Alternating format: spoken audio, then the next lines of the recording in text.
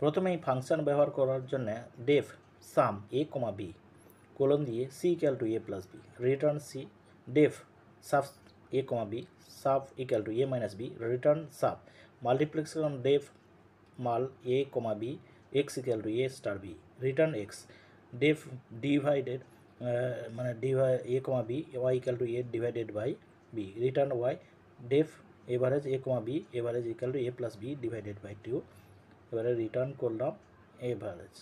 এরপরে দেখো এই মাই মডিউল ডট পাই দেখো এই নামে সেভ করা হয়েছে, আমি আগে থেকেই সেভ করেছি রান করার সময় রান করে। এরপরে আমি রান করব, দেখে নাও রান করছি। এখানে রান করলে কোনো আউটপুট ডিসপ্লে হচ্ছে না, এখানে দেখে নাও এখানে কোনো আউটপুটই ডিসপ্লে হচ্ছে না।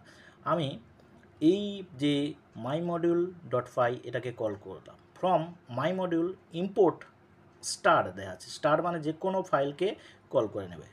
এরপরে প্রিন্ট সাম 10,40 প্রিন্ট সাব 10,40 প্রিন্ট মাল্টিপ্লিকেশন মাল 10,40 প্রিন্ট ডিভিশন 10,40 প্রিন্ট এভারেজ 10,40।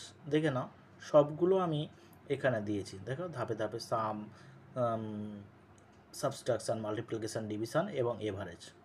এরপরে আমি এই যে মডিউল যে ফাইলটা সেইটাকে ফ্রম নিয়ে এলাম ইম্পোর্ট করার জন্য। এরপরে আমি এটাকে রান করব, দেখে